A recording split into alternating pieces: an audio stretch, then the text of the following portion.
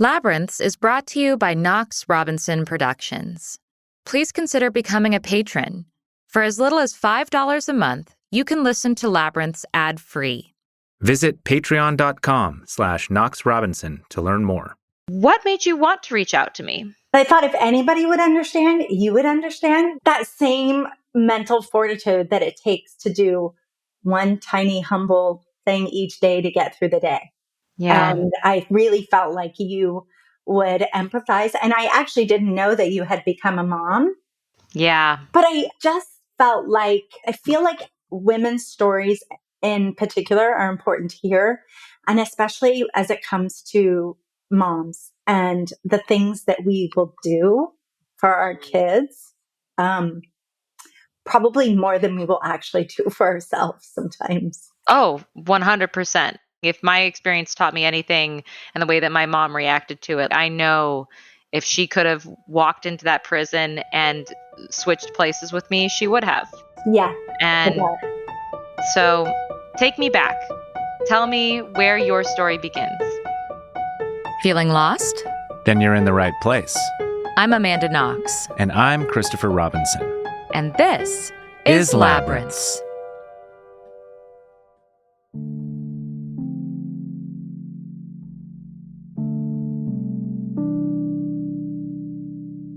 Last week, we brought you the story of Christian, whose life and mental health was disrupted by a bad reaction to cannabis.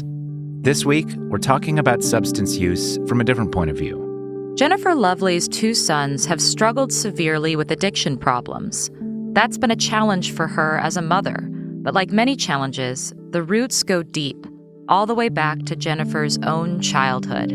So, you know, a bit of a dysfunctional family growing up, not just a bit, but like a lot. My stepbrother had molested me from the age of 7 to 14. At the same time, I was an elite soccer player. I traveled the world playing soccer. I had many friends. For all intents and purposes, I was really going somewhere in my life. And when I hit adolescence, my old trauma came up and I acted out quite a bit. And in that acting out, I met my children's father. Interesting. At the age of 17. And it was great. He was older. He was fun. He reminded me of my dad. I mean, it was just like, oh, this is perfect. And we went on a wild, we're so in love. I don't know how he could possibly be in love with a 17-year-old, but nonetheless, we had a good time and we had a couple kids. And having my children and seeing what I had gone through, I was thinking to myself, I could never imagine doing that to my kids. My pain that I had was like loose power running around the world, right? It was shooting off everywhere. I was a big hot mess. I left my husband when I was 23 and had a high school education and just was like, I'm just going to figure this out. And that was a struggle. It was a struggle for me and it was a struggle for the boys. There was a lot of moving and there was a lot of chaos. And I'm probably being harder on myself than maybe my kids would actually tell you, but it felt like chaos. Like when I look back, it felt like chaos. I mean, it's hard to be a single mom of 2 kids and on your own and so young. I can't even imagine. Yeah, I was just trying to figure it out. You're a kid yourself. Right. Yeah. Mm-hmm. We joke that we raised each other. So that really projected us into kind of a downward spiral. We're always trying to climb out of it because I left my husband and he didn't want me to leave. It caused a lot of friction between us. And there was a lot of hurt on both sides. And my kids grew up seeing that anger and that hurt. They had a stepmom that told them that when they came to my house, that wasn't really their house, that kind of thing. And then I married a man who was incredibly unkind and mean. And then that perpetuated more of it. And so there was just a lot of like, how do you have feelings when you have that kind of thing going on? You're just trying to survive. Yeah. They're just trying to survive. I'm just trying to survive. And for the most part, we did pretty well. And At the same time, I wasn't in the place that I could honor their feelings, that I could really be with whatever it was that they were experiencing. And that causes toxicity. When did you first notice that your sons were struggling? 13, they were smoking pot. Hmm. So the first time you thought, okay, I'm a young mom, there's some chaos, there's Right. some unkindness, there's some friction, but I think my kids are okay and they're surviving it until you've discovered them 13 smoking pot. Pot. Hmm. And there's a kind of a part of you that's like, well, we all Yeah. mess around with pot here and there, like when we're young, right? Do I jump on them and give them a hard time about it, or do I talk to them about it? Mm-hmm. And what did you decide to do? I talk to them about it. How did you talk to them about it? I understand that you're smoking pot. Mm-hmm. I smoked pot at your age sometimes too. Hmm. I understand like these things will happen, that kind of thing. We had very open conversations about everything: music, sex, drugs. It's one of those things too where it's so important to talk to our kids about these things and not have a reaction. Why do you say that? Because kids are always looking for the reaction. As soon as the parent's like, "What? You did what?" Of course, it depends on the kids. But that neutral reaction, "Oh, that's really interesting," is a different conversation than a what? Than a Sure. scared reaction. Did you have a scared reaction at first or just an interesting reaction? A scared reaction at first. What were you thinking in that moment? I'm going to get blamed. Hmm. Hmm. By their father. Yeah. Hmm. So he's going to find out. He's going to blame me. I'm going to be And, told once again that I'm a bad mom. and what's also interesting is that my younger son I'd put him on an ADHD medication. I didn't realize that he would like the feeling so much. And so rather than holistically being with your kids, it was like, what's the easy fix? And there's nothing wrong with that. There's no judgment in that statement. But what I've learned over the last 10 years is that oftentimes we want to be out of pain so badly that we'll do anything to get out of that pain. And even if that means, let me give my kid this pill so he calms down, because Hmm. that will ease my pain.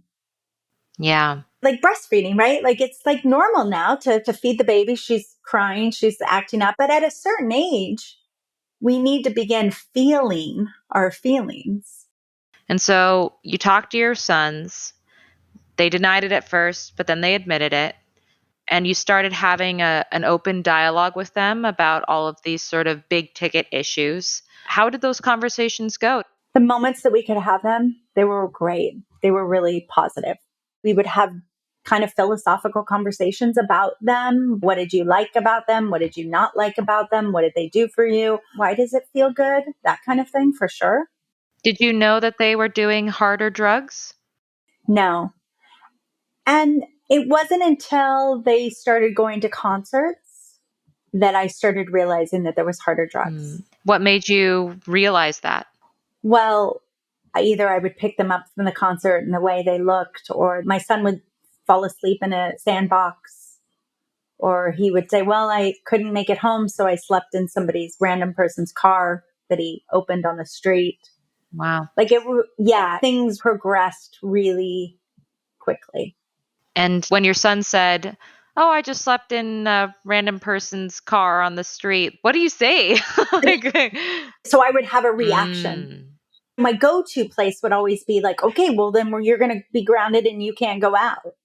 Gotcha. Because what you're trying to do is control. You're trying to manage this out of control situation. And it wasn't something I could manage. At that period of time, what was your understanding of what was required of you as a mother? My understanding was I needed to keep my kids safe, fed, bathed, cleaned. Their emotional well-being I needed to be with that at that time, that the safety part and the fed part and all of that. Yes. But the other stuff was spiraling. Like it was too big for me to hold on to. And how did you feel that there was aspects of your son's experience in life that you couldn't control for them? What did you do with that feeling? I stopped eating. I went to, I don't know, 3 to 4 yoga classes a day. I cried a lot and probably drank way too much wine. A particularly bad day came when Jennifer's youngest son was turning 17. His dad and him had been really butting heads. This is going to sound funny for a 17-year-old, but there was this crisis, the emotional crisis that was really going on, almost existential for him, but he couldn't express it that way. And his dad just didn't understand. He's an old school, do the work, show up, life is hard, too bad. Let's do this. And it's your mom's fault if you have a drug problem. It was a lot of pointing fingers. And he had been getting into a lot of trouble. He just kept getting in trouble more and more. And he finally was arrested and I had to pick him up in jail. And I said, you either go back and live with your dad or you go to rehab. And he said, I'm going to go to rehab. And I thought, oh, that makes sense. Like I could get that from him. And I dropped him off on his birthday and truly was like, take him off my hands, go get him better, and I'll pick him up when he's ready. And what occurred, though, was this huge life transformation for his mother. And it continued to occur throughout the next 8 years because as he was going through that, his brother had dove into a very deep heroin addiction. Although we hadn't figured that out yet. And basically, 16 rehabs, 6 jail stints, and a lot of pain, emotional pain, and a lot of financial pain. As it all began to unfold and unravel, my older son also got arrested for tagging buildings. And he was just on this downward spiral of just doesn't know what to do with their lives. And based on our divorce, I had gotten the brunt of most of this is your fault, this is your fault. And I fled to Seattle. And I said, I'm going to step out of this and I'm going to let them figure it out. And I remember walking around and getting a call, and it was 3:00 in the morning in the US, and my boys were fighting. They were on heroin. They were running from the cops. And life, as I knew it, was done. I was like, oh, this is serious. I flew home, tried to get my son in another rehab. And a month later, my older son called and said, Mom, I've been arrested. I need you to get a lawyer. I said, well, can you tell me, love, what you've been arrested for? He said, selling heroin to an underage girl. So he stayed in jail for, I don't know, 5 days, 6 days, and I bailed him out, which everybody tells you don't do. And he was looking at 10 years in prison. I couldn't breathe for those 5 days until he was out. My kids are super like happy, jovial, personable. So my son walks out of prison or jail and he has 10 different phone numbers and he says, I made a lot of friends. And I'm like, I'm so glad, but could you please rip those up and could you throw them away? And so he went into rehab and he was doing really, really well. And then my younger son threw his car over the 405 freeway and was in a ditch and then homeless. Wow. And then as my younger son started to get better, my older son relapsed. And it became this circle of events that just continued and continued and continued. And at one point, Amanda, I was packing their bags so that they could go out and be homeless because they could no longer live with me and they could no longer live with their dad. And I was like, well, if they're going to be homeless, then they're going to have socks and they're going to have toothbrush and they're going to have all of the things that they need to survive. And I made a commitment to them that I would always come find them and I would just check on them and I would be there. And I did all the time. And sometimes when I flew down there, they would be homeless and I didn't know where they would be. And so it became this journey of chasing my children, and they became my drug. And they were just chasing their drugs. So it became this just cycle until finally I had to stop it on the same journey that they were on with heroin and methamphetamine. I was on the journey of, what is this for me? What does this really mean for me?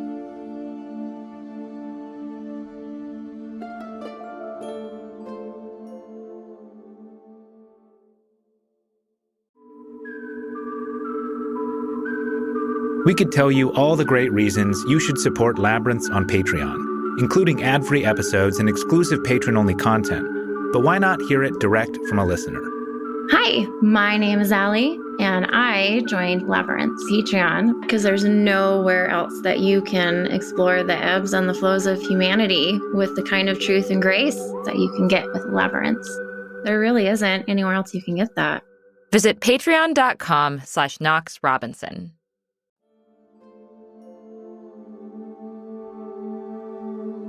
It sounds to me like the drug addiction and the drug rehab are like two sides of the same coin of this labyrinthine world of control and helplessness. Tell me a little bit about that.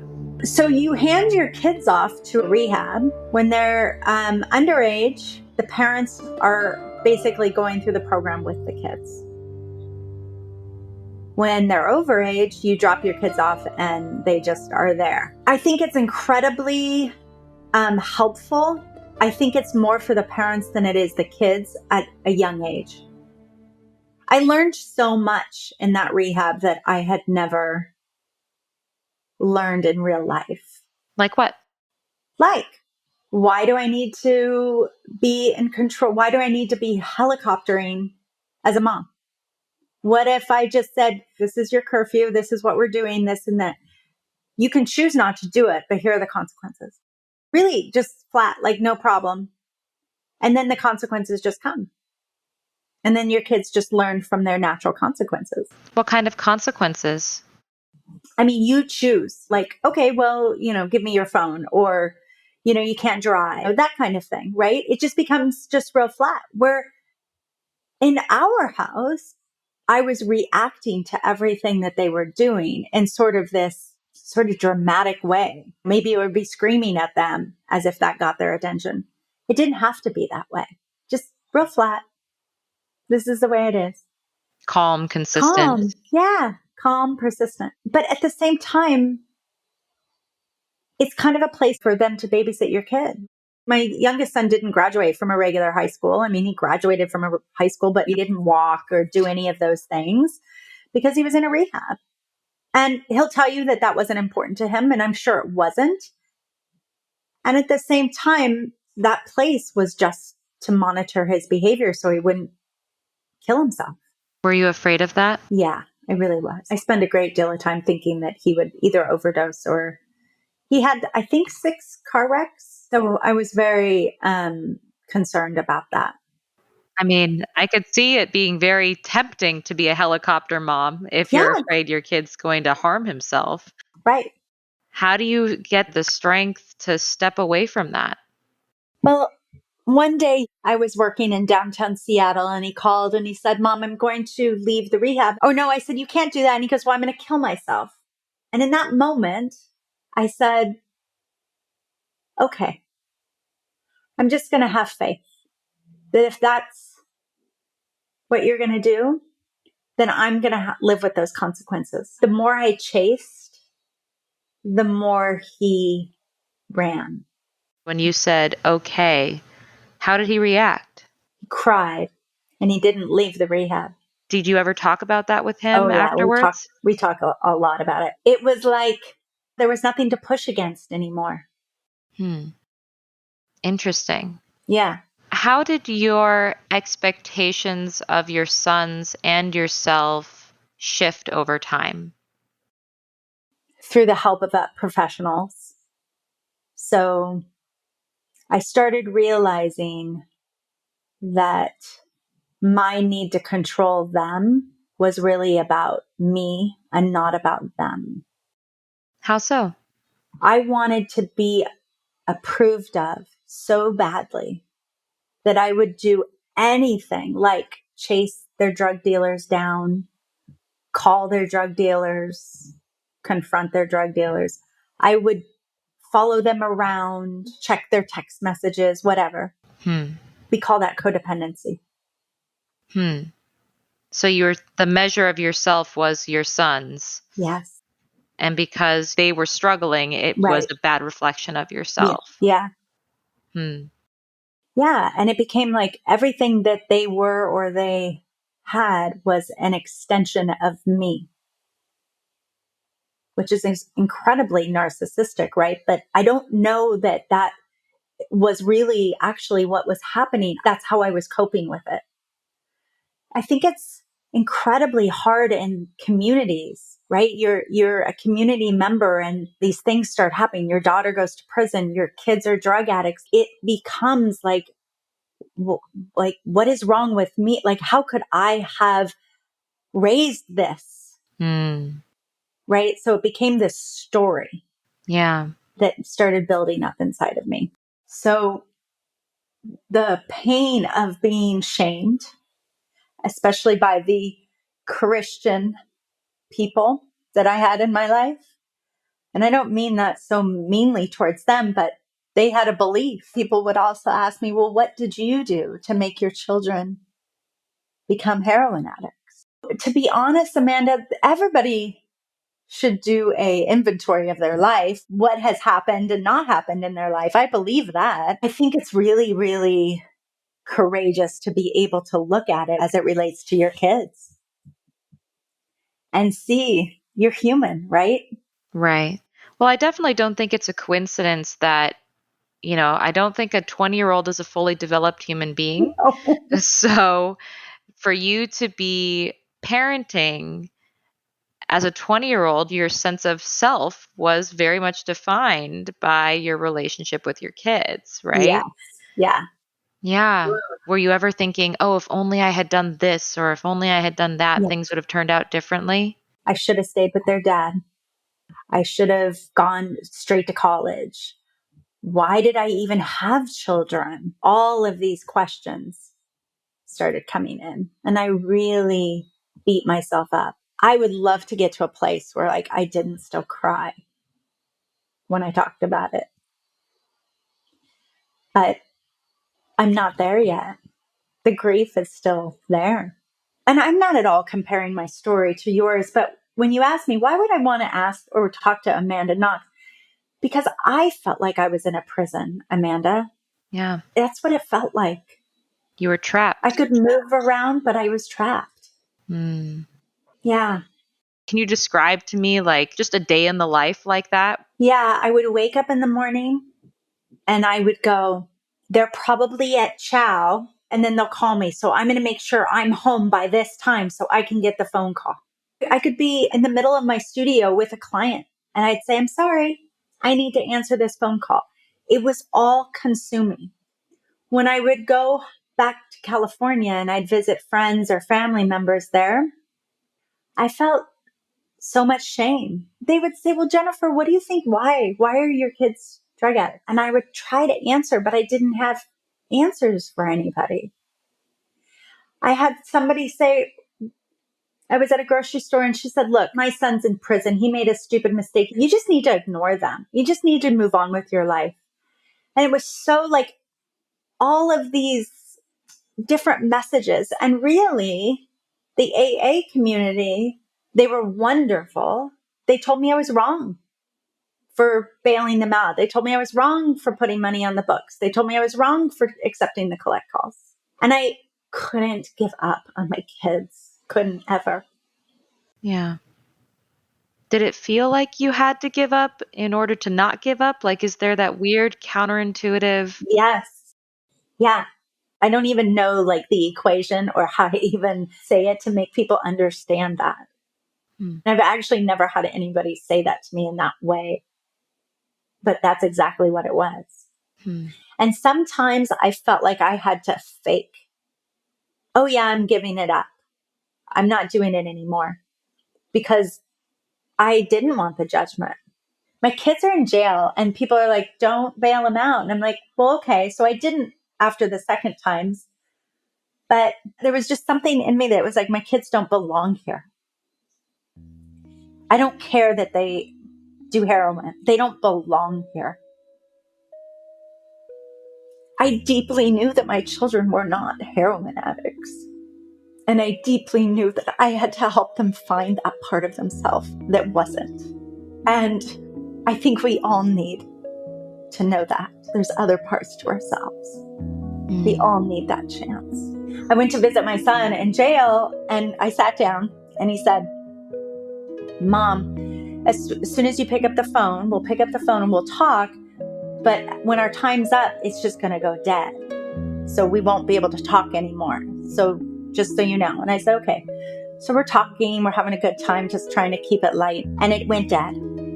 And there was this moment, we both put our hands on the plexiglass and we just said, I love you. And I had to just walk away. In those moments, it's like, if you don't have faith, what do you have?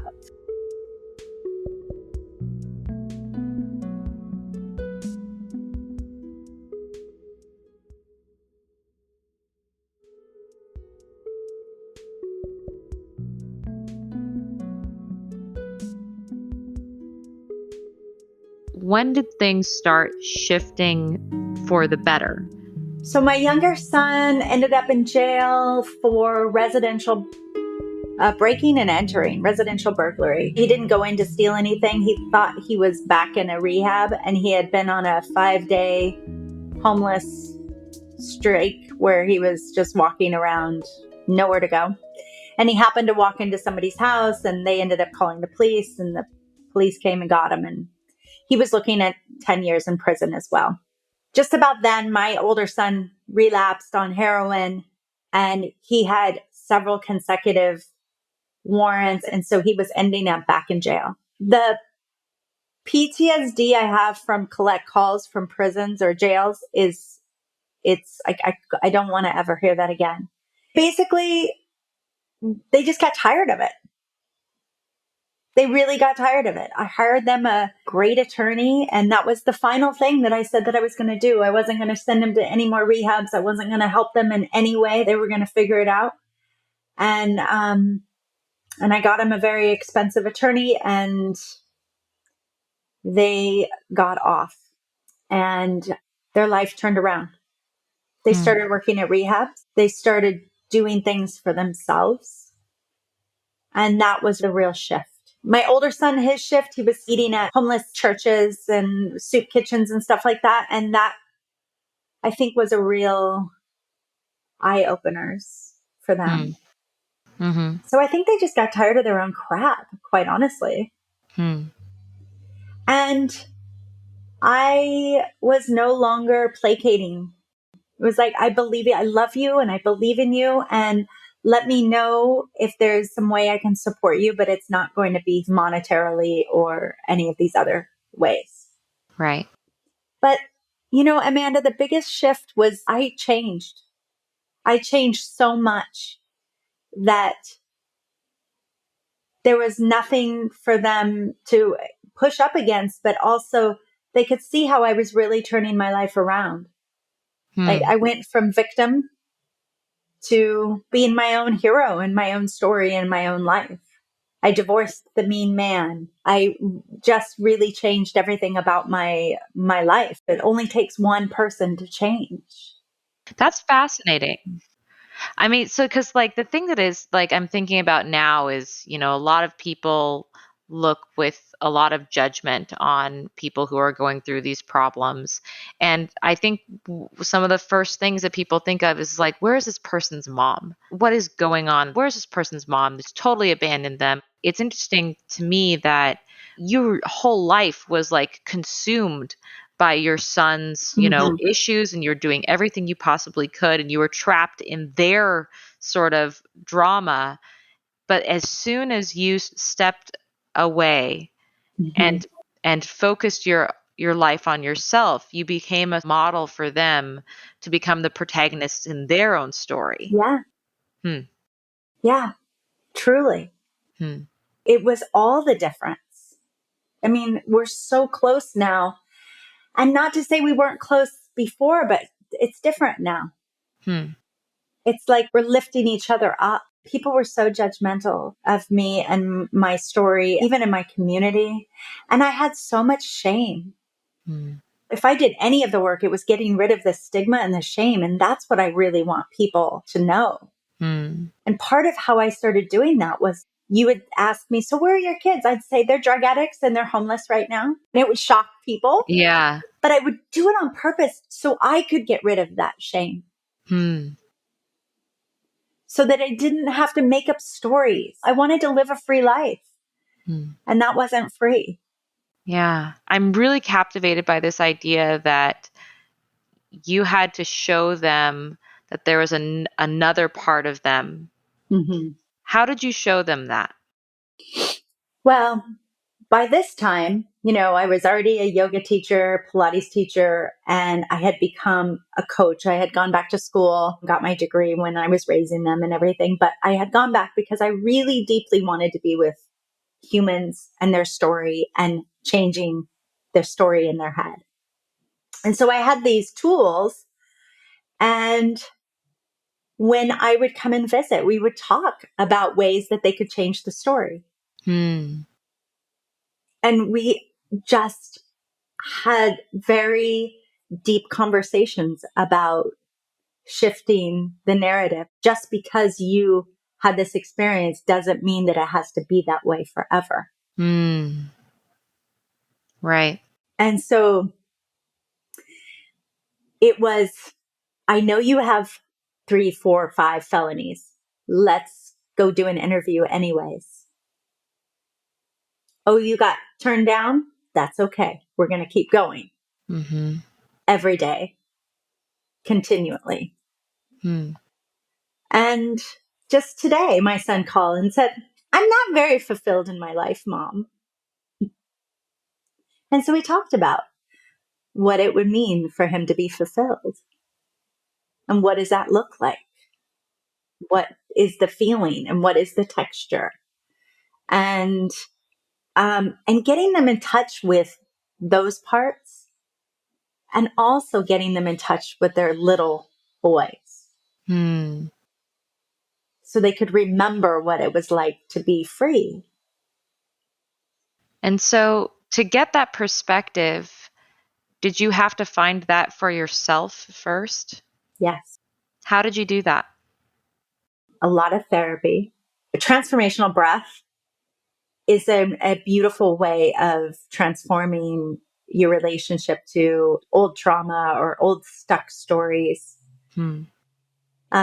So a lot of breathing, a lot of movement, and really tapping into the humanness of me rather than just the adulting side of me. And I Hmm. think that distinguishing those two things are really important.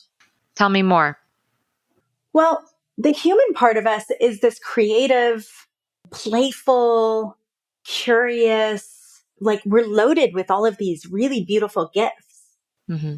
But we find ourselves stuck in the adulting, pay the bills, take the kids here, do this, do that, right? And we get pushed down like, we think it's what we want, buy the house, have the 2.5 kids, the dog and the cat and the whole thing. And while that is true, we forget about being human. We forget about the creativity. We forget about allowing our brain to really explore, allowing our body to explore, practicing things that we really love. Hmm.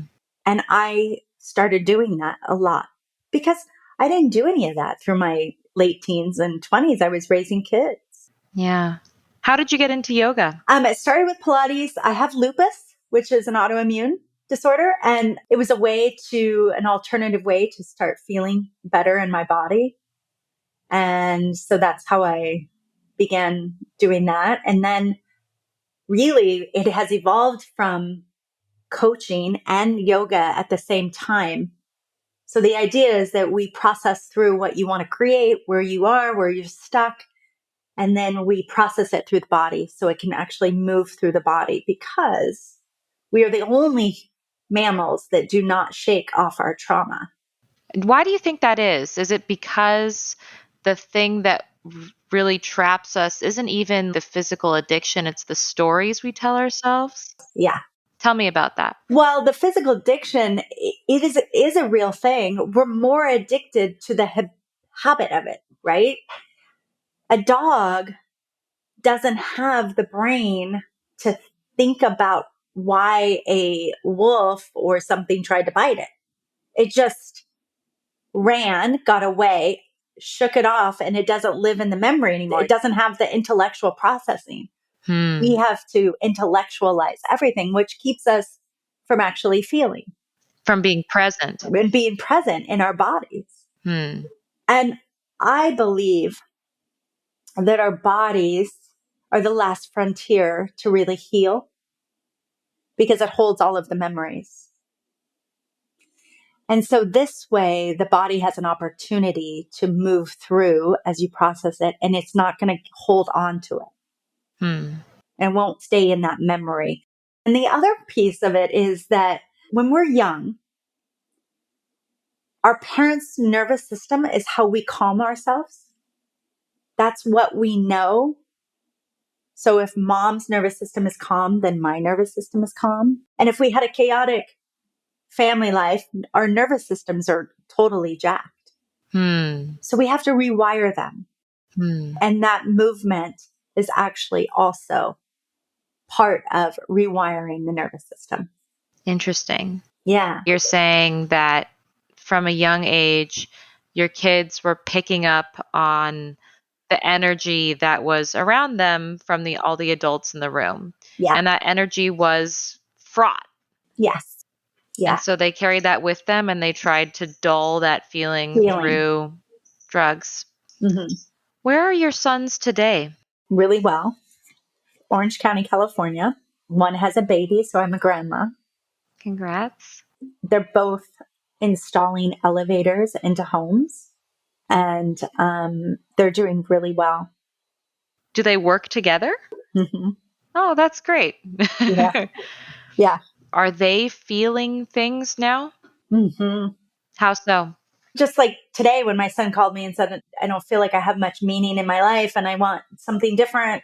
He called when Father's Day came and went and he didn't feel that he was seen as a father. He really had deep emotions. My older son, his company wants to move him to San Francisco.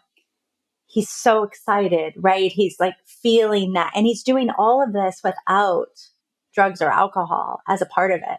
He's managing the stress. His girlfriend's brother recently passed from a heroin addiction. And he called me and he said, Mom, gosh, I just hate this drug. And he was crying and he was so sad. He's really able to experience emotions differently and they can express it in a way that's really beautiful. And they say things like, oh, it's okay. You're just human. That's really good awareness. Things that 26, 24-year-olds don't really normally talk about in that way. They have a vocabulary now that and an understanding.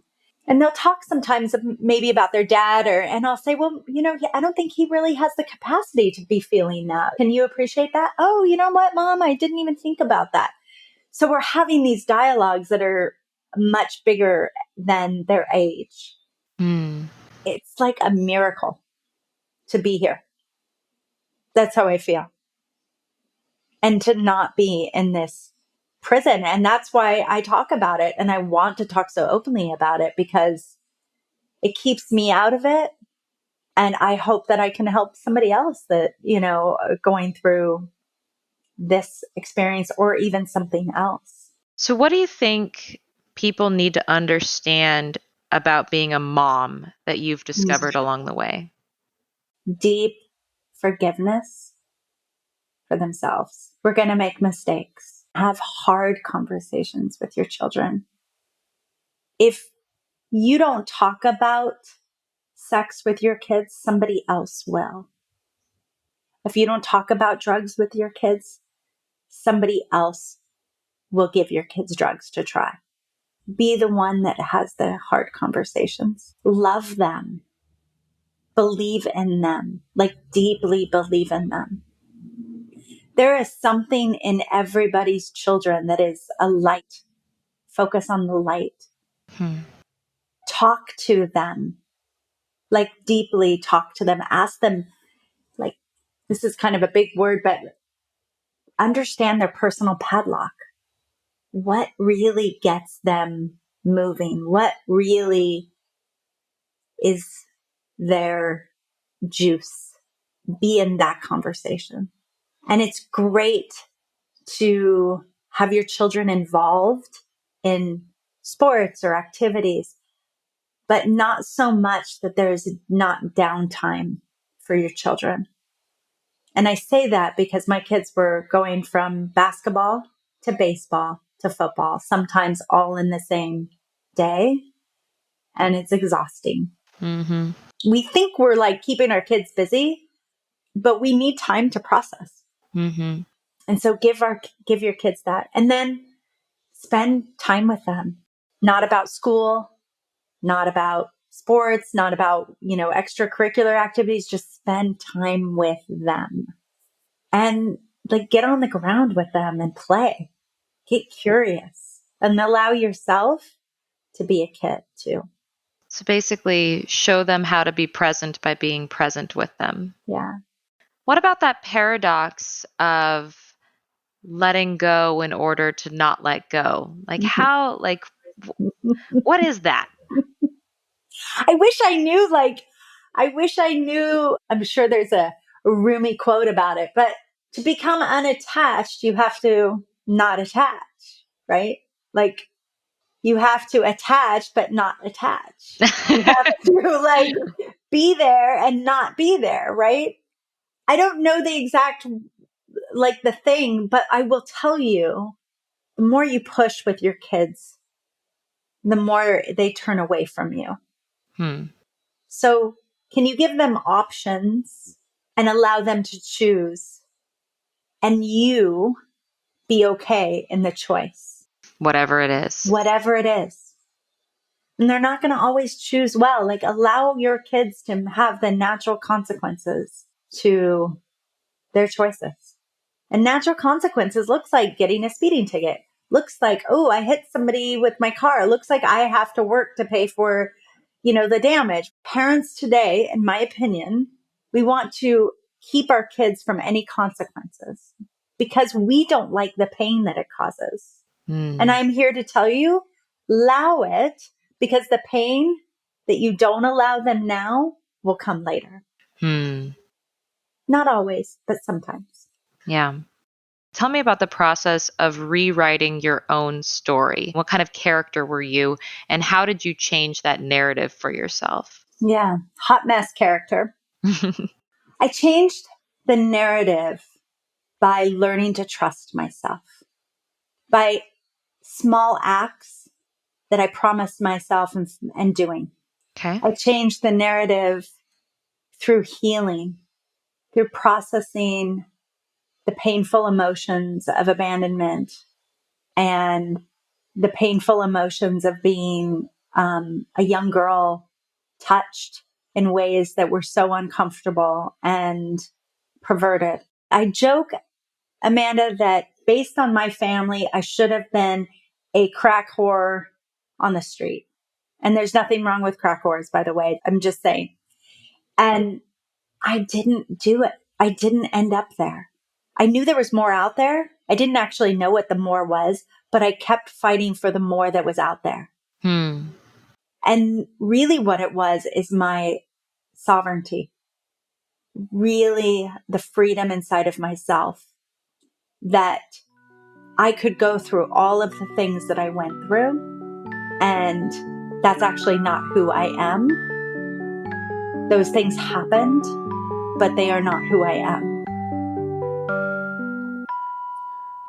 As new parents ourselves, we're trying to implement the lessons Jennifer learned the hard way. But it's hard to let go of the notion that we should protect our kids no matter what, to accept that sometimes the best thing to do is stand aside while they harm themselves. That may just be the cost of resilience and self-esteem. And it's never too late to develop those qualities. Jennifer and her sons are proof of that. We're all capable of rewriting our narratives and changing our lives. So we encourage you to ask yourself what story you're living, what character you're playing.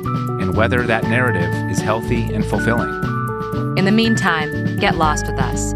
Find us on Twitter @AmandaKnox. @ManUnderBridge.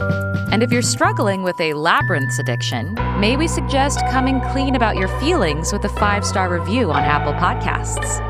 This episode was written and produced by us and Sophia Gates, with editing and sound design by Josh Thane and theme music by Josh Budo Karp.